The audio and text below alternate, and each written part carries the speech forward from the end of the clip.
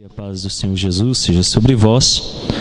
Vamos abrir as nossas Bíblias, a Epístola de São Paulo aos Efésios, o capítulo 2, para lermos esta noite de domingo, o verso de número 13, para a nossa meditação. A Epístola de São Paulo escreveu aos Efésios, o capítulo 2, vamos ler somente o verso 13. Diz assim a palavra do Senhor: Mas agora, em Cristo Jesus, vós, que antes estáveis longe, fostes aproximados pelo sangue de Cristo. Oremos. Bondoso Deus, Tu és o nosso Pai Celestial, e pela Tua graça nos conduziste a este lugar esta noite, pela providência divina, a fim de nos instruir acerca da vida eterna. Que tenhamos em máxima consideração as Tuas palavras, palavras de vida. Ó bondoso Deus, sê conosco esta noite, com o Teu Santo Espírito, agindo por intermédio da Santa Palavra. É o que rogamos em nome santo de Cristo Jesus. Amém. Meus irmãos, nós estamos aí caminhando essa série de sermões em Efésios e estamos aí no capítulo 2, pela segunda vez, no verso 13. Nossa caminhada ainda é longa na Epístola aos Efésios. Em breve nós vamos retornar ao capítulo 1 para novamente analisá-lo junto com o capítulo 2 e então avançarmos. O tema geral dessa série em Efésios é Efésios antes da fundação do mundo. Hoje o capítulo 2, o verso 13. E o tema é como chegamos perto de Deus. Efésios 2, 13. Como chegamos perto de Deus. Hoje não há absolutos. As pessoas dizem, tudo leva a Deus. Alguns acreditam que todas as religiões são boas. Alguns acreditam que todos os caminhos vão terminar em Deus. Alguns acreditam que todas as obras e ações vão conduzir a Deus. Nós vivemos numa época em que há muitas oportunidades. E as pessoas acreditam que de muitas maneiras estão fazendo aquilo que é correto. Nós vivemos em um tempo em que tudo se pode, em que tudo é certo. As pessoas buscam aproximar-se de Deus de muitas maneiras. Elas tentam adquirir com esforço próprio, comprar, obter, merecer. De muitas maneiras as pessoas tentam aproximar-se de Deus. A pergunta que devemos repetir é como chegamos perto de Deus? Como chegamos perto de Deus? Em primeiro lugar, não é pelo que sou por natureza. Não chegamos, não nos aproximamos de Deus pelo que somos por natureza. Olha o que diz Jó no seu livro, capítulo 4, verso 17. Antes do livro de Salmos está o livro de Jó, o capítulo 4, o verso 17. Seria, porventura, o mortal justo diante de Deus? Seria, acaso, o homem puro diante do seu Criador? Duas perguntas e duas indagações de Jó, o justo, acerca do homem. A primeira, ele questiona se pode o mortal, o ser humano, ser justo na presença de Deus. Em segundo lugar, Jó diz, acaso pode o homem ser puro diante do seu Criador? Se considerarmos a santidade de Deus, a resposta é não.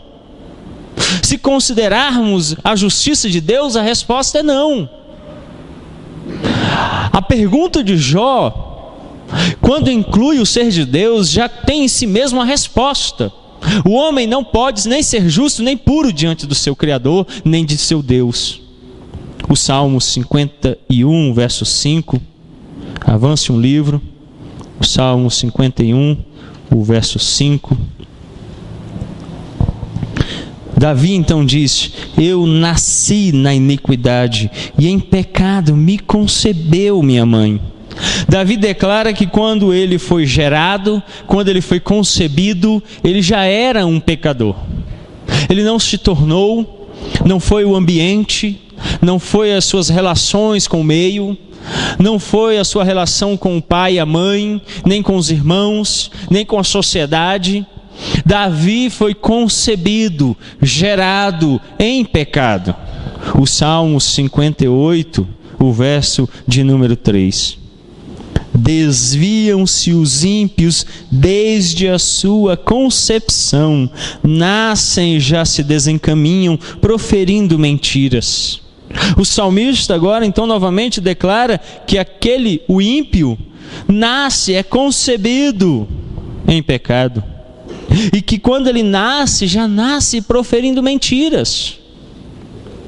E ainda as escrituras continuam, e o profeta Jeremias, no capítulo 13, o verso 23, Jeremias capítulo 13, o verso 23,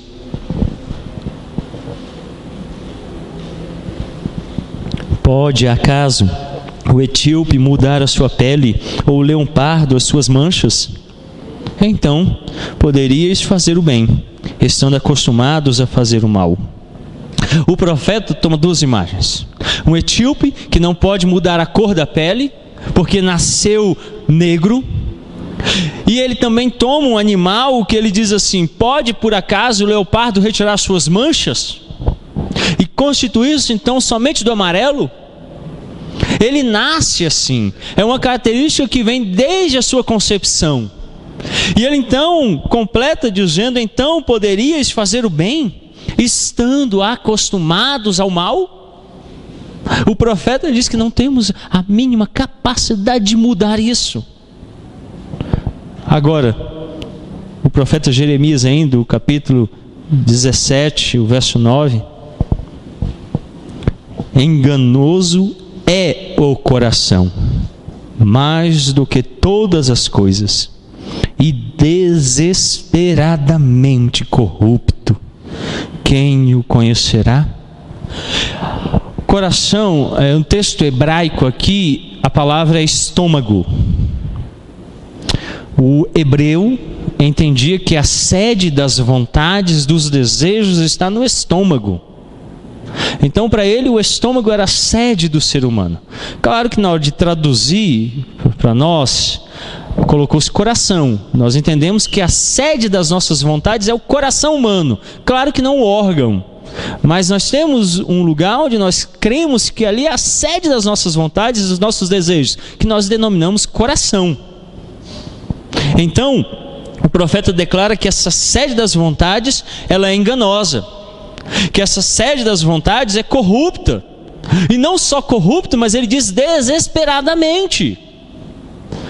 Ainda no Evangelho de São Marcos, no capítulo 7, eu gostaria que você considerasse comigo os versos 21 e 23, aonde Jesus disse: porque de dentro do coração dos homens é que procedem os maus desígnios, a prostituição, os furtos, os homicídios, os adultérios, a avareza, as malícias, o dolo, a lascívia, a inveja, a blasfêmia, a soberba, a loucura.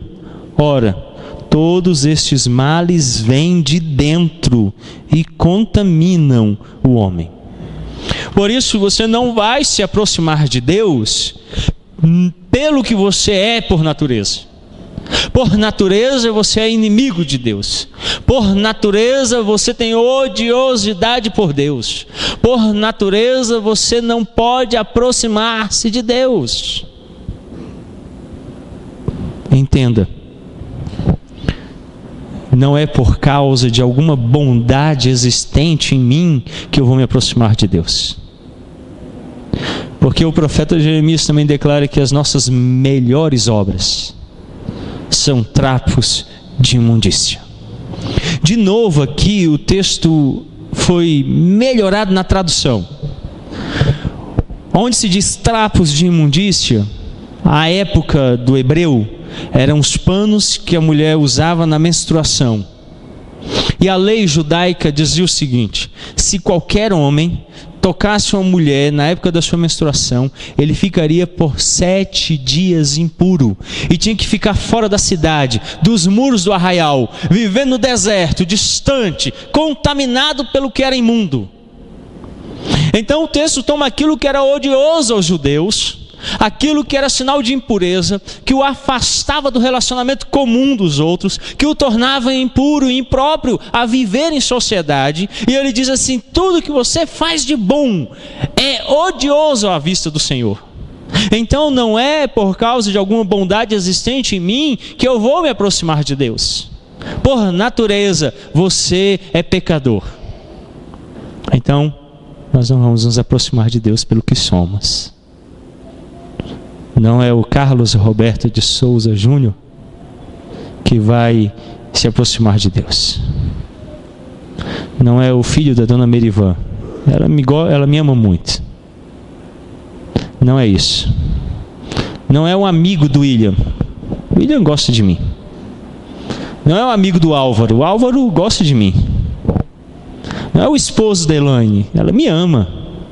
Não é o pai da Alice. Ela olha e fala assim: ô pai, você é o melhor pai do mundo. Nada disso pode me fazer aceitável à presença de Deus, porque Ele é justo, santo, e não há justiça em mim, não há santidade em mim. Em segundo, não é pelas obras que fazemos aos outros. Alguns acham que se fizerem boas obras, vão ser aceitos diante de Deus. Então tentam produzir. E como é fácil tornar-se um religioso. Os fariseus eram mestres nisso. Abra sua Bíblia, o Evangelho de São Lucas, o capítulo 18. O Evangelho segundo nos escreveu São Lucas, o capítulo 18.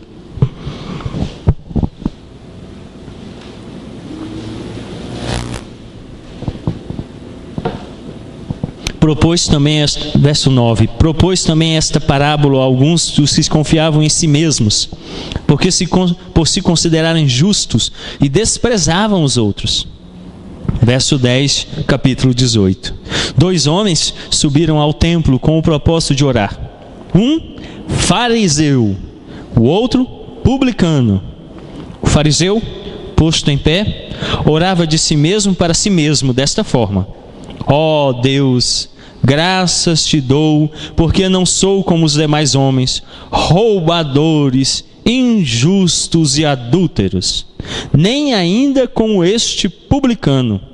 Jejuo 2 vezes por semana e dou o dízimo de tudo quanto ganho. O publicano, estando em pé, longe, não ousava nem ainda levantar os olhos ao céu, mas batia no peito, dizendo: ó Deus, sê propício a mim, pecador. Digo-vos que este desceu justificado para a sua casa, e não aquele, porque todo o que se exalta será humilhado, mas o que se humilha será exaltado. Às vezes a gente então levanta, bate no peito com orgulho, ora em voz alta, olhando para o céu, e então ora de si mesmo para si mesmo. Olha, ele não ora nem para Deus, ele ora para ele mesmo, ele é o próprio Deus de si. Então ele diz assim: olha, obrigado, graças te dou, porque não sou como os demais homens. E então ele se qualifica no verso 12: jejuo 2 vezes por semana, dou o dízimo de tudo quanto ganho. Dava o dízimo de tudo. Olha que crente maravilhoso, né? 2 vezes na semana jejuando. O pessoal olhava e falava assim: rapaz, esse cara é presbiteriano, olha como que ele é crente. Aí Jesus diz assim: olha, esse foi para o inferno. O outro que bateu no peito, ajoelhado, olhando para o chão, e disse assim: eu sou pecador. A única coisa que eu sou pecador, nada mais do que isso. Então algumas pessoas acham que pelas obras que eles fazem, eu dei dízimo na igreja, você deu dízimo aqui? Valor nenhum. Deus é o dono do ouro e da prata. Sabe o que Deus requer de você? Coração sincero e contrito. É isso que Ele quer. É isso que Deus deseja. Alguns então acham que pelas suas obras podem ganhar de Deus alguma coisa. Achamos que nossas boas ações podem conquistar méritos junto a Deus. Então alguns oram como que marcando um X num questionário que será avaliado por Deus. Alguns acham que quando realizam determinadas obras, obtêm da parte de Deus algum ganho, algum benefício. Acham que se ajudam algum necessitado, e sim, devem ajudar. Eu não sou contra isso. Eu não sou contra que você dê um prato de comida ao necessitado, roupa ao que está nu. O que eu estou dizendo é que isso não pode aproximar você de Deus. Isso não pode levar você para perto de Deus. Isso pode levar você para perto do necessitado. Isso pode fazer com que você se orgulhe de si mesmo. Isso pode fazer com que você seja benquisto aos olhos da sociedade. Mas você não será aproximado de Deus.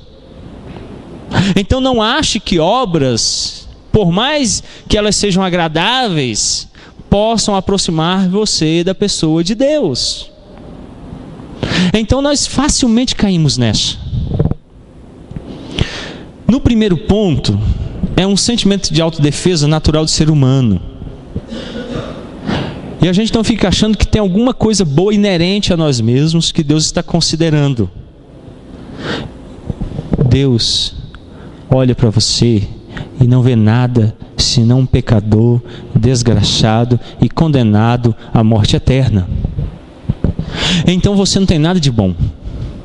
Portanto, tudo que você produz é maligno. E não há nada disso então que seja agradável diante de Deus. Não há obra, não há ação, não há uma atitude sequer que possamos produzir que nos salve. E muitos então não entendem isso. E acham que se fizerem alguma coisa, Deus contará para ele pontos positivos. E isso então o aproximará do Senhor. Em terceiro, você não se aproximará de Deus nem porque somos religiosos ou temos interesse nos cultos ou em Deus. 3 coisas. Primeiro, a religiosidade. Religião vem do latim, um termo que é religare, ligar de novo. A ideia então é que a religião liga o homem a Deus. Muito bem. Religião não liga ninguém a Deus. Você pode escolher a religião que você quiser, inclusive o cristianismo, inclusive o presbiterianismo. Ele não aproximará você de Deus. Ser participante de determinada religião não faz você aceitável a Deus. Então você pode professar o cristianismo, você pode professar o budismo, você pode professar o presbiterianismo, você pode ser de qualquer denominação ou religião. Isso não fará você aceitável a Deus, nem o aproximará de Deus. Outra questão é que nós achamos que ter interesse no culto. Se você acha que ficar vindo todo domingo faz com que você se aproxime de Deus, não fará. Sentar aqui no domingo não faz de você alguém próximo de Deus. Assistir cultos não o aproxima de Deus. Ter um relacionamento pessoal comigo, com o pastor, não o aproximará de Deus. Alguns acham então que quando tem um interesse na pessoa de Deus, vão se aproximar dele. Você pode fazer teologia, você pode fazer a pós-graduação em leitura avançada em hebraico, você pode fazer o mestrado em divindades com especialização em Antigo Testamento, e você não estará mais próximo de Deus. Você pode pegar todas as ciências que estudam Deus e você não estará mais próximo de Deus. Você pode ter todo tipo de interesse na pessoa de Deus, mas você não estará mais próximo de Deus. Aqui estão aqueles que possuem um interesse sincero em Deus, mas acreditam que as suas práticas religiosas podem aproximá-lo de Deus. Que se vierem muito para o culto, se tiverem um interesse especial na teologia, eles acham que todas essas coisas vão fazer com que eles estejam perto de Deus. E se cercam então de atos religiosos exteriores que não os aproximam de Deus. Precisam descobrir, de fato, como nos aproximamos de Deus. Para então pensar e meditar. Como posso entrar na presença de Deus? Como posso me aproximar de Deus? Uma coisa é clara: não posso fazê-lo por mim mesmo, por nenhum dos meios citados anteriormente. Você não vai se aproximar de Deus sendo um religioso, tendo interesse nele. Você não vai se aproximar de Deus por boas obras. Você não vai se aproximar de Deus por quem você é, por merecimento, méritos, porque você é bonzinho. Nem se você for flamenguista, por melhor que seja ser torcedor do Flamengo. Eu que o diga, né? Mas isso não vai levar você para perto de Deus. Essas coisas não nos aproximam de Deus. Essas coisas não trazem Deus para perto da gente. O que nos leva para perto de Deus? O que me aproxima de Deus? Essa pergunta já vem sendo respondida. Nós lemos o verso 13 do capítulo 2 de Efésios. Eu quero que você torne ali. Eu quero ler com você o verso 12 também e depois o verso 13. Naquele tempo estáveis sem Cristo, separados da comunidade de Israel e estranhos às alianças da promessa, não tendo esperança, sem Deus no mundo. Então o verso 13. Mas agora, em Cristo Jesus, vós que antes estáveis longe, fostes aproximados pelo sangue de Cristo. Como é que nós somos aproximados de Deus então? Pelo sangue de Cristo. Somos justificados e aceitos por Deus no sangue de Cristo. Abra sua Bíblia em Hebreus, o capítulo 9, para lermos primeiro o verso 14 e 15, depois o verso 22. Hebreus, capítulo 9, verso 14 e 15, depois o verso 22. Hebreus 9, 14 e 15 diz assim: muito mais o sangue de Cristo, que pelo Espírito eterno, a si mesmo se ofereceu sem mácula a Deus, purificará a nossa consciência de obras mortas, para servirmos ao Deus vivo. Por isso mesmo, Ele é o mediador da nova aliança, a fim de que, intervindo a morte para a remissão das transgressões que havia sobre a primeira aliança, recebam a promessa da eterna herança aqueles que têm sido chamados. Verso 22. Com efeito, quase todas as coisas, segundo a lei, se purificam com sangue, e sem derramamento de sangue não há remissão. Você quer se aproximar de Deus? Observe comigo o que diz o verso 14. Muito mais o sangue de Cristo, que pelo Espírito eterno a si mesmo se ofereceu sem mácula a Deus, purificará a nossa consciência de obras mortas. Veja que não é por obras. Você pode fazer tudo o que você quiser. A Bíblia diz que são obras mortas. Só o sangue de Cristo aproxima você de Deus.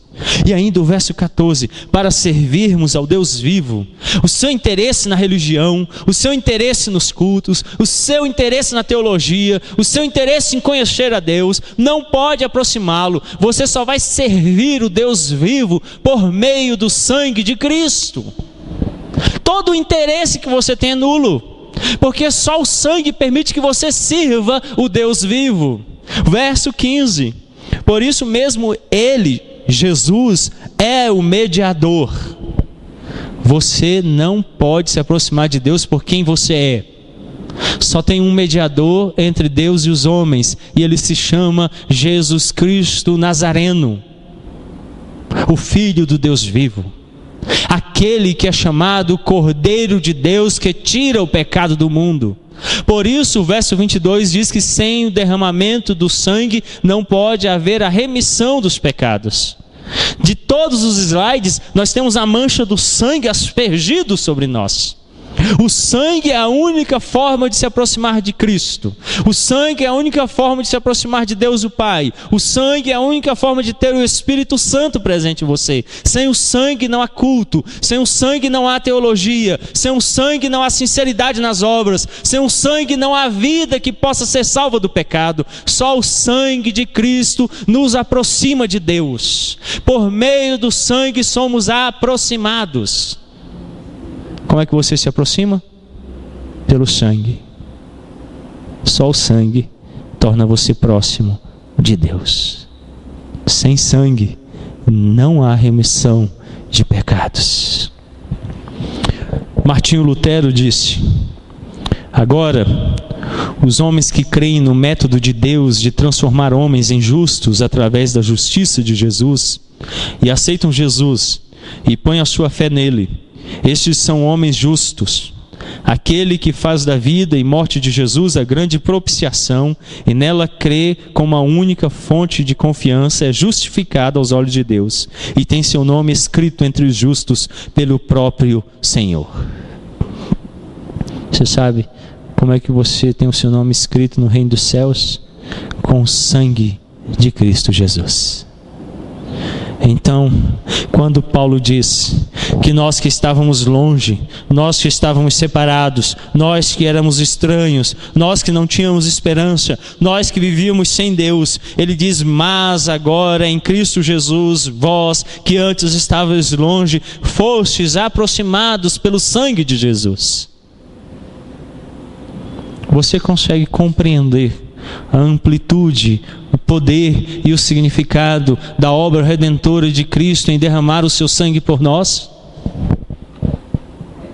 Você só se aproxima de Deus por meio do sangue de Cristo. Sem esse sangue, todo o resto é sem significado. Como disse um puritano, o céu sem Cristo é o inferno. Curva a sua fronte, feche os seus olhos, vamos orar, vamos falar com Deus. Ó Senhor, tentamos de muitas maneiras nos aproximar de Ti. Quantos caminhos não tentamos tomar para ir até o Senhor? Mas as Escrituras declaram que só há um caminho que conduz a Deus. E esse caminho é a verdade e a vida. E ele se chama o Senhor Jesus Cristo. Por isso, só por intermédio do sangue de Cristo é que somos aproximados de Deus.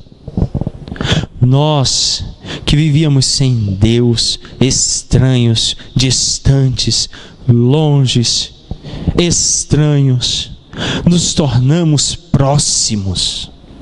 É o sangue de Cristo Jesus vertido no Calvário que nos livra dos nossos pecados e da nossa culpa.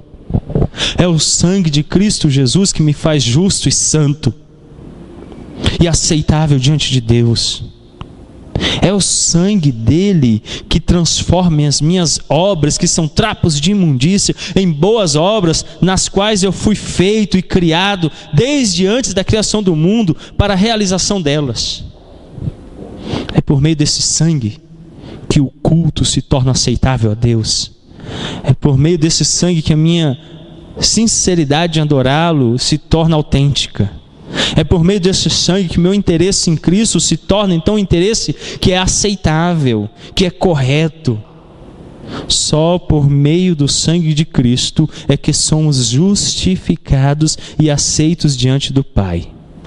Então, Senhor, nós rogamos, ó bondoso Deus, cheio de misericórdia e graça, olha para nós, derrama o sangue do Teu Filho sobre nós e nos purifica de toda injustiça e livra as nossas almas da condenação eterna. E se por acaso estamos tentando nos aproximar de Ti por qualquer outro meio que não seja Cristo, tem misericórdia e, ó Deus, nos conduza àquele que é o único caminho, o único mediador entre Deus e os homens, e que pelo sangue dele sejamos de fato lavados e remidos. É o que oramos em nome santo do nosso Senhor Jesus Cristo. Amém.